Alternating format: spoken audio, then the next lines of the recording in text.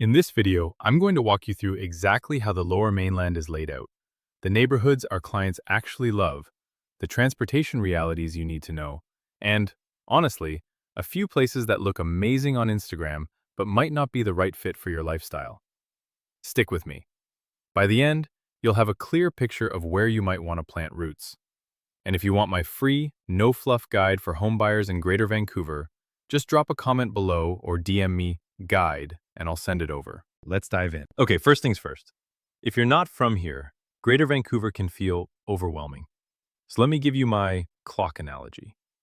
Imagine Vancouver proper, downtown, Yaletown, Kitsilano. That's the center of the clock. Now everything else radiates out from there. To the north, you've got the North Shore, West Vancouver, North Vancouver, Deep Cove. Gorgeous mountains, ocean views, but also steep hills and a different vibe entirely. To the east and northeast, you've got Burnaby, New Westminster, then the Tri-Cities, Coquitlam, Port Moody, Port Coquitlam. This is where a lot of families are landing because you get more space, great schools, and still solid transit. To the southeast, there's Surrey, White Rock, Langley. This is where growth is exploding. New townhouses, family communities, and yes, it's a longer commute, but for many, the trade-off is worth it. To the south, you've got Richmond. Flat, diverse, incredible food, close to YVR Airport. But there are a couple of things to keep in mind about floodplains and strata rules we'll touch on later. To the west, you've got UBC, Jericho, and then, well, the ocean. So unless you've got a boat, that's the end of the line. The beautiful thing? From almost anywhere in the Lower Mainland, you can get to downtown Vancouver, the North Shore Mountains, or the beach in under 45 minutes, if you time it right. More on that in a sec. Let's talk transportation, because this is where people get tripped up. First, the highways. Highway 1, the Trans-Canada, runs east-west. It connects Vancouver to Burnaby, Coquitlam, then out to the Fraser Valley. This is your main artery. Highway 99, the Sea to Sky, heads north from Vancouver through the North Shore, all the way to Whistler. Stunning drive, but can get busy, especially on weekends. Then you've got the Knight Street Bridge and the Ironworkers Memorial Bridge.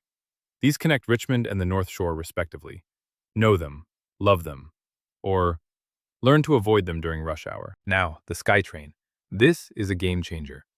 The Expo line runs from waterfront downtown through East Van, Burnaby, New West, then splits to Surrey and Coquitlam.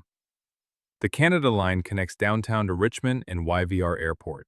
Super convenient if you travel often. The Millennium line loops through East Van, Burnaby, and connects to the Expo line.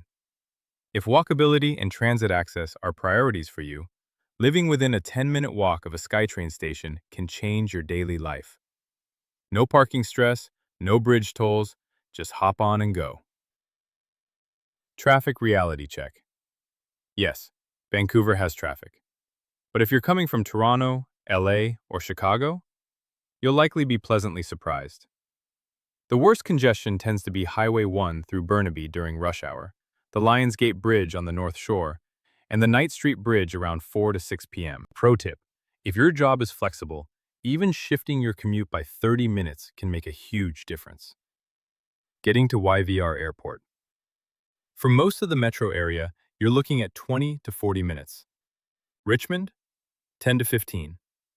Surrey, 30 to 45 with traffic. The Canada line makes it stress-free if you're near a station. Quick pause here.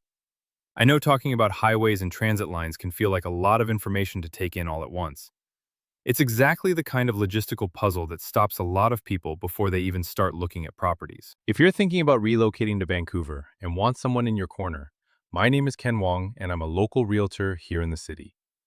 I specialize in helping people navigate exactly these kinds of decisions, so you don't have to figure out the commute versus the community trade-offs on your own. I can help you with whatever you need, whether you're just starting to explore neighborhoods, ready to make an offer, or just have questions about the market. There's no pressure and no jargon, just honest advice from someone who's been here for nearly 20 years and knows the lay of the land. So keep that in mind as we move forward. Now let's get to the fun part, where we talk about where people are actually choosing to live and break this down by vibe and lifestyle. First up, Burnaby Heights. This is the neighborhood I find myself recommending a lot, especially to families or downsizing couples. It's not as flashy as Kits, but here's what you get. Walkable village feel with local cafes, bakeries, and shops. Top-rated schools nearby. Townhouses and character homes at a fraction of Vancouver proper prices. Easy access to transit and Highway 1. I worked with a couple last year, let's call them Sarah and Mark, who were torn between a tiny condo in Yaletown or a townhouse in Burnaby Heights. They chose the townhouse. 2 years later, they told me, Ken, we have a backyard for our dog, we know our neighbors, and we still get to downtown in 20 minutes. That's the win. Next, East Vancouver. Mount Pleasant, Riley Park, the Fraser Hood. If you love character homes, murals, craft breweries, and that village in the city feel, East Van is incredible. Yes, prices have gone up, but you're paying for lifestyle. Walk to cafes, bike to the seawall, still feel connected. Then, the North Shore. North Van, Deep Cove. For the outdoor lovers, hike the Grouse Grind before work, kayak in Deep Cove after. The trade-off? Hills. And I mean steep hills. If you're not into winter driving on inclines, or if you have young kids and strollers, just know what you're signing up for. Surrey and south of the Fraser, Cloverdale, Fleetwood, White Rock. This is where affordability meets growth. New townhouse complexes, excellent schools, and a true sense of community. Yes, the commute is longer, but if you work remotely or have flexible hours, you get so much more home for your budget. Tri-Cities, Coquitlam, Port Moody, Family Central. Great schools, newer builds, access to nature, hello, Burke Mountain. And the Evergreen Extension SkyTrain makes commuting realistic. Port Moody especially has that up-and-coming vibe with breweries and waterfront trails. And Richmond. Incredible food scene, flat terrain, great for cycling, and super close to YVR. But two things to consider. Floodplain designations can affect insurance, and many condos have rental restrictions. Always, always check the strata bylaws. Okay, real talk. Some places look stunning in photos, but the day-to-day might not match your lifestyle. First, floodplain areas. Parts of Richmond, Delta, Surrey. Beautiful, flat, close to water. But if you're in a designated floodplain, insurance can be higher, and there are restrictions on renovations. Not a deal breaker, but go in with eyes open. Second, super steep North Shore properties. That view? Worth it. But if you're not prepared for snow tires, hill starts, or shoveling a driveway on a 30-degree incline, it can get old fast. Visit in January before you buy. Third, future transit promises. I've seen people buy based on the SkyTrain extension is coming in 5 years. Hope is not a strategy. Buy for the neighborhood as it is today. If transit improves later, bonus. Fourth, ultra-remote Fraser Valley commutes. Living in Mission or Abbotsford and commuting to downtown Vancouver daily, that's an hour and a half each way.